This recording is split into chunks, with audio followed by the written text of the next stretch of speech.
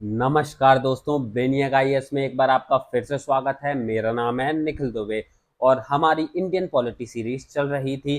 और इस Indian polity series में हम इक्वलिटी, राइट टू इक्वलिटी की बात कर रहे थे, जिसमें आर्टिकल्स हैं आर्टिकल 14 से लेकर आर्टिकल 18 तक। तो पिछले कुछ आर्टिकल 14, 15, 16 में हमने देखा कि कौन कौन से ग्राउंड्स हैं जिस पर स्टेट डिस्क्रिमिनेट नहीं कर सकती और क्या क्या राइट्स हैं, फंडामेंटल राइट्स हैं इंडिविजुअल के अगेंस्ट दिस डिस्क्रिमिनेशन। और हमने रिजर्वेशन प्रोविजन समझा, रिजर्वेशन कैसे आया, ये सब हम समझ चुके थे पिछले कुछ लेक्चर्स में। अब आज के लेक्चर में हम बात करेंगे आर्टिकल 17 और आर्टिकल 18 की। आर्टिकल 17 बात करता है अबॉलिशन ऑफ अनटचेबिलिटी की and article 18 talks about abolition of titles. तो चलिए शुरू करते हैं, बट उससे पहले मैं आपको एक इंपॉर्टेंट न्यूज देना चाहता हूँ। जैसा ब्रेनियक आईएएस पे हम लेक्चर सीरीज लाए थे, तो इंडियन पॉलिटी सीरीज हमारी चल रही है। उसके अलावा हमने ज्योग्राफी लेक्चर सीरीज अपलोड कर दी गई, मॉडर्न हिस्ट्री सीरीज अपलोड हो रही है by Shamiya madam and parallelly हमारी साइंस एंड टेक की लेक्चर सीरीज भी चल रही है। तो आपकी यूपीएससी जर्नी में ये काफी मददगार सिद्ध होगा। अगर आपने हमारे लेक्चर सीरीज और नहीं देखी है तो जाकर देखें। तो चलिए आगे बढ़ते हैं और आप अपना फीडबैक देना ना भूलें। तो चलिए आगे बढ़ते हैं, हम आर्टिकल 17 को जानते हैं। तो आर्टिकल 17 यानी अबॉलिशन ऑफ अनटचेबिलिटी। अनटचेबिलिटी आप जानते हैं कि जो भारत है, भारत में पुराने समय से ये छुआछूत, अछूत, कास्ट सिस्टम के बेस्ड पर डिस्क्रिमिनेशन की, जो लोअर कास्ट हैं उनके लोगों को डिस्क्रिमिनेट किया जाता था। जो मतलब पुराने समय में गांव होते थे, विलेजेस और शहर होते थे, उनको उसमें एंटर नहीं करने दिया जाता था और मंदिरों में उनकी एंट्री नहीं होती थी। तो ये अनटचेबिलिटी एज ओल्ड प्रैक्टिस है, तो जो इंडियन सोसाइटी में काफी पुराने समय से आती चली जा रही है। पर इसके विरुद्ध में जो सबसे बड़ा नाम है वो है डॉक्टर बी आर अम्बेडकर, जिन्होंने इसके विरुद्ध आवाज उठाई। और उन्हीं की वजह से और हमारे अन्य संविधान निर्माताओं की वजह से जो अनटचेबिलिटी के रिलेटेड प्रोविजंस हैं वो हमारे कॉन्स्टिट्यूशन में इनकलकेट हुए। और जो लोअर कास्ट के पीपल्स हैं, मेनली शेड्यूल कास्ट, जिनको काफ़ी डिस्क्रिमिनेट किया जा रहा था, उनको एक पॉजिटिव डिस्क्रिमिनेशन भी मिला है, जिसको हम रिजर्वेशन कहते हैं। तो चलिए इस अनटचेबिलिटी को समझते हैं और समझते हैं कि हमारा संविधान इसके बारे में क्या कहता है। आर्टिकल 17 बोलता है कि untouchability is abolished and it's practice in any form is forbidden.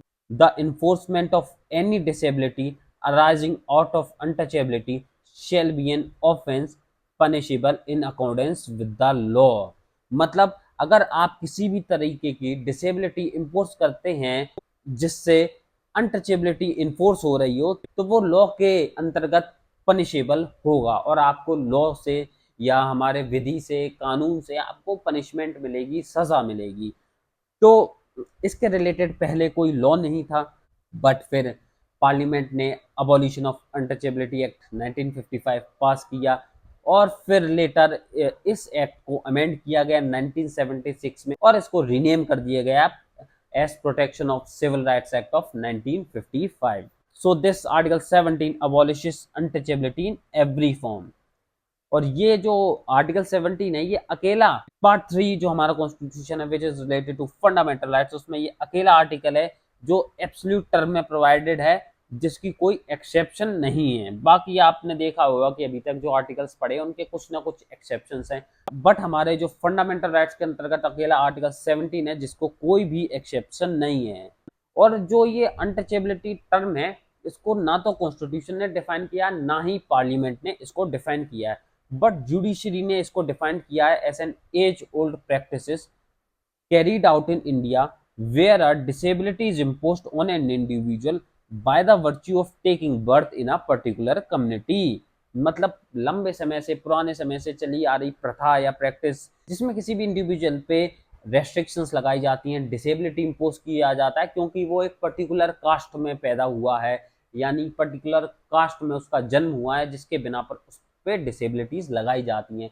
जैसे पहले जो एंशियंट टाइम था, वहाँ पर जब जो अनटचेबल्स यूजुअली जो मेन सिटी रहती थी और विलेजेस रहते थे उनके आउटस्कर्ट्स में रहते थे, और जब भी वो मेन विलेज या मेन सिटी में एंटर करते थे तो वो अपने साथ ढोल नगाड़े पीटते हुए या कुछ ऐसा इंस्ट्रूमेंट बजाते हुए आते थे जिससे लोगों को पता चल जाए कि वो आ रहे हैं और वो उनको देखें तक नहीं। इनको इस कदर तक डिस्क्रिमिनेट किया जाता था कि इनके देखने मात्र से ही लोग मानते थे कि वो इम्प्योर हो गए हैं।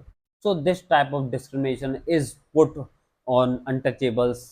पर धीरे धीरे जैसे समय बीता, फिर हमारा देश आज़ाद हुआ 1947 में, तो ये जो अनटचेबिलिटी की जो डिस्क्रिमिनेशन है वो कम होता गया, और 1947 के कंपैरिजन में आज आप 2024 में देखेंगे तो ये काफ़ी ज़्यादा कम हो चुका है। पर देश के कुछ कुछ हिस्सों में अभी भी काफ़ी अनटचेबिलिटी से रिलेटेड प्रैक्टिस हैं वो प्रिवलेंट हैं। And by the virtue of article 35 parliament pass the abolition of untouchability act 1955, जिसको अमेंड किया गया 1976 में, जिसके अंतर्गत पनिशमेंट बढ़ा दी गई है, और इसके अंतर्गत आपको 500 रुपए का फाइन या 6 महीने का जुर्माना लग सकता है अगर आप अनटचेबिलिटी को प्रैक्टिस कर सकते हैं, या दोनों भी लग सकते हैं। और ये जो अबॉलिशन ऑफ अनटचेबिलिटी एक्ट 1955 था, इसको रीनेम किया गया as protection of civil right act of 1955 in 1976।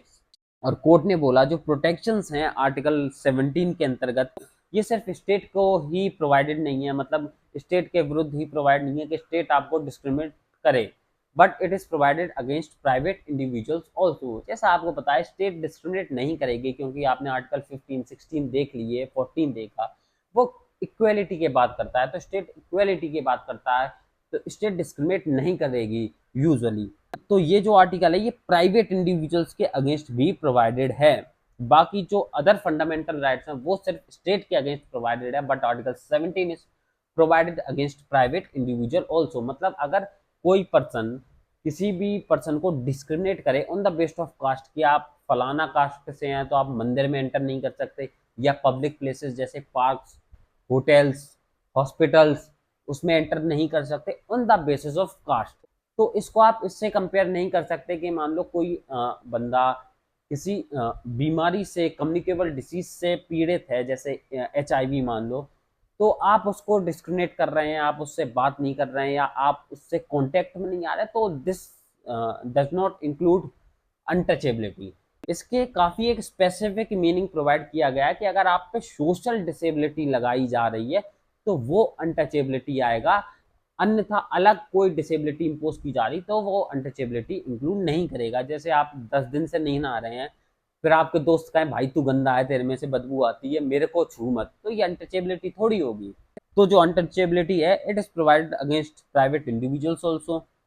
फिर सबरीमाला केस आपको पता है कि जो सबरीमाला केस हुआ था related to the temple entry of womens, जिसमें जो सबरीमाला मंदिर था वहां पर वुमेन्स को एंट्री नहीं मिलती थी जो उनकी मेंस्ट्रुअल एज होती थी उसके अंतर्गत। So in Sabarimala case court observes article 17 includes untouchability based on social factors which are wide enough to cover menstrual discrimination. Court ने बोला कि अनटचेबिलिटी में मेंस्ट्रुअल डिस्क्रिमिनेशन भी आ सकती है। आप किसी भी महिला को डिस्क्रिमिनेट नहीं कर सकते on the basis of menstrual cycle. यार ये तो नेचुरल है, ये जो मेंस्ट्रुअल डिस्क्रिमिनेशन है ये कहीं से सही नहीं है। बात ये है कि श्रद्धा की बात है, अगर किसी महिला को उससे रिलेटेड श्रद्धा होगी मंदिर से रिलेटेड, तो वो अपनी मेंस्ट्रुअल एज में वो खुद से ही नहीं जाएगा। तो कोर्ट को भी इतना ज़्यादा जो रिलीजियस मैटर है उसमें इंटरफेयर नहीं करना चाहिए, ये मेरा पॉइंट ऑफ व्यू है। बट जो मेंस्ट्रुअल डिस्क्रिमिनेशन है अन्य जगह पर उसको देखना चाहिए, क्योंकि जो जैसे अब आपने लॉ बना दिया ठीक है, बट कि आप एंटर कर सकते हैं सबरीमाला मंदिर में या सबरीमाला टेम्पल में, बट जो वुमेन्स हैं जो उसको बहुत ज़्यादा मतलब वर्शिप कर रही हैं, वो आप चाहे लॉ बना दें चाहे कुछ बना दें वो एंटर नहीं करेंगी, वो उसको टैबू मानती हैं और वो उसको टैबू मानती ही रहेंगी। ये था सबरीमाला केस, जिसमें कोर्ट ने बोला कि अनटचेबिलिटी में मेंस्ट्रुअल डिस्क्रिमिनेशन भी इंक्लूड है।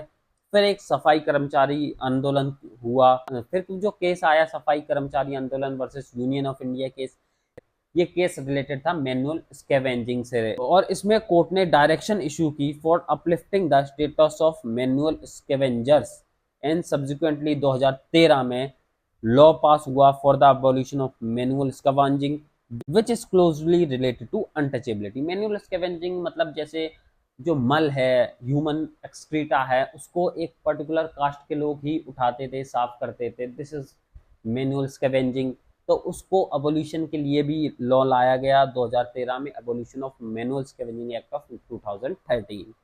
तो ये था आर्टिकल 17। आई होप आपको समझ आया होगा। अब बात करते हैं आर्टिकल 18 की। आर्टिकल 18 बोलता है एबोल्यूशन ऑफ टाइटल्स। जैसे पुराने समय में राजा रजवाड़ों के समय में जो टाइटल दे दिए जाते थे, जैसे जंग बहादुर, राजा साहब और अन्य जो टाइटल दे दिए जाते थे राजा के द्वारा, जिससे जो उस व्यक्ति का पद है वो काफी ऊंचा हो जाता था और जो सोशली भी उसका काफी अपलिफ्टमेंट हो जाता था और वो एक अच्छी सोशल पोजीशन पे आ जाता था। तो article 18 prohibits this kinds of titles. तो इसको हमारी जो लक्ष्मीकांत में ऐसे ही पार्ट्स में डिवाइडेड किया गया। So article 18 clause 1 prohibits the state from conferring any title to any person except military और एकेडमिक डिस्टिंक्शन। मतलब स्टेट मिलिट्री और एकेडमिक डिस्टिंक्शंस को छोड़कर किसी भी तरीका का टाइटल किसी भी इंडिविजुअल्स को नहीं देगा। अब जैसे मिलिट्री डिस्टिंक्शंस हैं, जैसे लोगों को वीर गति प्राप्त होते हैं, उनको जो अवार्ड्स मिलते हैं, so these military and academic distinctions are based on merits. लोगों को मेरिट के बेस पे ये डिस्टिंक्शंस मिल रहे हैं। तो state can only confer military और एकेडमिक डिस्टिंक्शंस, जैसे एकेडमिक डिस्टिंक्शंस जैसे डॉक्टर, इंजीनियर, ये एकेडमिक डिस्टिंक्शंस हैं। आपने किसी भी फील्ड में अच्छा किया है तो आपको डिस्टिंक्शन मिली गई है। तो स्टेट एकेडमिक और मिलिट्री डिस्टिंक्शंस को छोड़कर किसी भी तरीके का टाइटल नहीं दे सकती। दूसरा क्लॉज बोलता है कि no citizen of India shall accept any title from any foreign state. कि अगर भारत का कोई नागरिक कोई भी फॉरेन स्टेट से कोई कहीं भी विदेश में किसी भी तरीके का टाइटल नहीं ले सकता। और आर्टिकल 18 क्लॉज 3 बोलता है कि जो फॉरेनर्स हैं जो भारत में काम कर रहे हैं और those are holding office of trust under the Indian government can not accept any title from the foreign state without the consent of president of India. Bharat के राष्ट्रपति की कंसेंट के बिना वो भी किसी भी तरीके का टाइटल नहीं ले सकते। तो ये है आर्टिकल 18। अब इसके रिलेटेड केसेस भी हैं, चलिए उनको जानते हैं। जैसे एक केस हुआ Balaji Raghavan versus union of India case, और एक हुआ SP Anand versus union of India case. In case में कोर्ट ने बोला कि जो नेशनल अवार्ड्स हैं जैसे भारत रत्न, पद्म विभूषण, पद्म भूषण, ये टाइटल नहीं है। The national awards do not amount to title under article 18 of the Indian constitution. और ये जो नेशनल अवार्ड हैं उनको आप सफिक्स की तरह अपने नाम से पहले यूज नहीं कर सकते, सफिक्स और प्रीफिक्स की तरह अपने नाम के आगे या पीछे यूज नहीं कर सकते। और ये जो नेशनल अवार्ड्स हैं वो किसी भी तरीके का टाइटल नहीं है। कोर्ट ने बोला कि जो नेशनल अवार्ड्स हैं these are not violative of principle equality. और इक्वलिटी की जो थ्योरी है वो ये नहीं कहती कि जो मेरिट है उसको रिकॉग्निशन नहीं मिलेगी। जैसे हमारे डीपीएसपी भी बोलता है कि मेरिट्स को रिकॉग्नाइज करने की बात करता है और बोलता है आप अपने जो फील्ड्स हैं उसमें एक्सीलेंस हासिल करें। तो अगर किसी भी पर्सन को किसी भी मेरिट को रिकॉग्नाइज नहीं किया जाएगा तो वो एस्पायर नहीं करेगा for excellence. So merit should be recognised, और मेरिट को हमारे देश के संविधान ने रिकॉग्नाइज किया गया है और मेरिट्स को बोला गया है कोर्ट ने कि ये टाइटल नहीं है। Article 18 for you. तो I hope the lecture is productive for you. आपने आर्टिकल 17, आर्टिकल 18 और उनसे रिलेटेड केसेस समझ लिए होंगे। तो चलिए आज की क्लास को यहीं विराम लगाते हैं। नेक्स्ट लेक्चर में हम राइट टू फ्रीडम की बात करेंगे, जिससे रिलेटेड आर्टिकल हैं आर्टिकल 19 से लेकर आर्टिकल 22 तक। तो next lecture is related to article 19। Thank you. This is from Brainiac IAS।